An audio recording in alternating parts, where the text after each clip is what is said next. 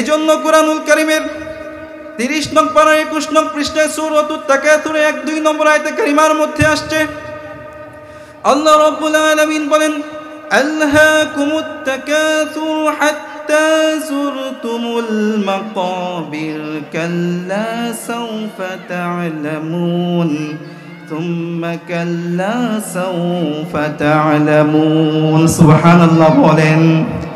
রব্বুল আলামিন বলেন, ও পৃথিবীর মানুষ সকল, তোমাদেরকে পৃথিবীর ধন সম্পদ নিয়ে প্রতিযোগিতা তোমাদেরকে এই পৃথিবীর চাকচিক্যের জীবনের মধ্যে বিমোহিত করে রেখেছে।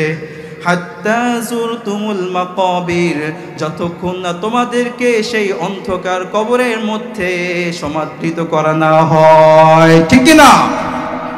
আমাদেরকে প্রয়োজনের বেশি দেওয়া হলে আমরা আরো চাই, আমাদের চাওয়ার কোনো শেষ নেই। আমাদের একটা বাড়ি আছে, আমরা আরেকটা চাই। আমাদের ব্র্যান্ডের দামি গাড়ি আছে, ফেরারি, আমরা চাই আরো দামি, বুগাতি, ল্যাম্বরগিনি, মার্সিডিজ, বিএমডব্লিউ, পৃথিবীর ব্র্যান্ডের সবচেয়ে দামি গাড়ি চাই রোলস রয়েস।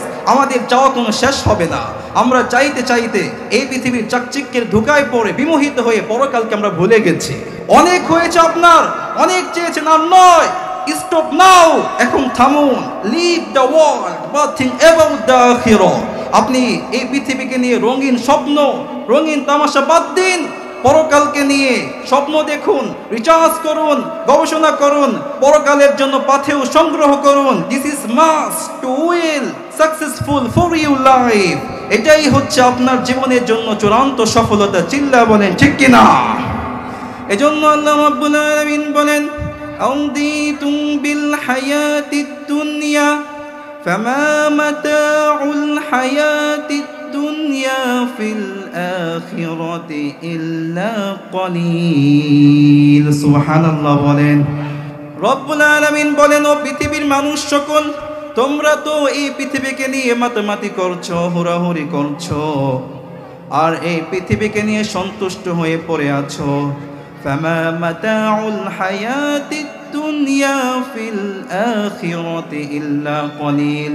আর এই পৃথিবীর ভোগ সম্ভার পরকালের তুলনায় একেবারেই নগণ্যতম।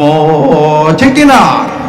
কতটুকু নগণ্যতম এটা বোঝানোর জন্য তিরমিজি শরীফের বর্ণনায় হাদিস নং 2321 আন সাহল ইবনে সা'দ রাদিয়াল্লাহু তাআলা আন্নাহু ক্বালা ক্বালা রাসূলুল্লাহ সাল্লাল্লাহু আলাইহি ওয়াসাল্লাম লাউ কানাতিদ দুনিয়া تعدل عند الله جناح بعوضة فما سقى منها كافر شربة ماء।